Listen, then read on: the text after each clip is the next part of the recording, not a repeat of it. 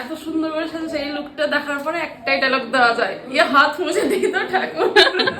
এত সুন্দর রিভিউ, এরকম রিভিউ পেলে আর কি লাগে বলো। এটা ছিল আমার 13 ফেব্রুয়ারির ব্রাইড, আর ও কিন্তু আমাকে অনেকদিন আগে বুকিং করে রেখেছিল। আর সাজাতে গিয়ে ওর থেকে যা শুনলাম, মানে আমি যখন প্রথম কাজ শিখি, মানে 6 বছর আগে ওর একটা ফ্রেন্ডকে সাজিয়েছিলাম, তখন পিকচারটা দেখো শেয়ার করে দিলাম। আমার এই সাজানোটা দেখে নাকি তখনই ভেবে নিয়েছিল যে ও যার কাছে সেজেছে তার কাছেও সাজবে, কিন্তু তখনের মেকআপ আর এখনের মেকআপে কিন্তু মাঝখানে আকাশ পাতাল তফাৎ। আমি বলছি না যে আমার আগের কাজটা খারাপ হয়েছিল, কারণ ওই সময়তে এরকমই মেকআপ করতো, তবুও কিন্তু ওই মেকআপটা দেখে কিন্তু আমাকে মানে মনে মনে ভেবে রেখেছিল যে আমার কাছে মানে সাজবে। আর ওকে আমার একটা স্টুডেন্ট আমার ক্লাসে সাজিয়েছিল, তারপর তো আরো বেশি আগ্রহী হয়ে গেল যে আমার কাছে সাজবে। দেখো ফাইনাল লুকটা তোমাদের কেমন লাগলো কমেন্ট করে জানাও। হেয়ার স্টাইলের থেকে আরম্ভ করে কলকা সবকিছু আর খুব পছন্দ হয়েছে, আর আমারও খুব ভালো লেগেছে। ওর শাড়ির থেকে আরম্ভ করে জুয়েলারি মোটুক সবকিছুই খুব সুন্দর ছিল। আজকে আমি জিজ্ঞাসা করব কেমন লাগলো, তো কেমন লাগলো আজকে আমার সেজে? খুব সুন্দর, খুব মানে যতটুকু ভাবছি তার থেকে অনেক বেশি সুন্দর। থ্যাংক ইউ, সেই ভালো লাগতো তোমার। আমি নিজের থেকে চোখ সরাতে পারতেছি না।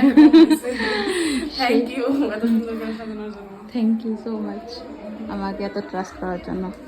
তোমরা তো ব্রাইডের মুখে থেকে শুনেই নিলে যে ব্রাইড কি বললো, তো তোমাদের কেমন লাগলো কমেন্ট করে জানাও। পেজটিকে ফলো করতে কিন্তু একদমই ভুলো না। বাই, দেখা হচ্ছে নেক্সট ভিডিওতে, টাটা।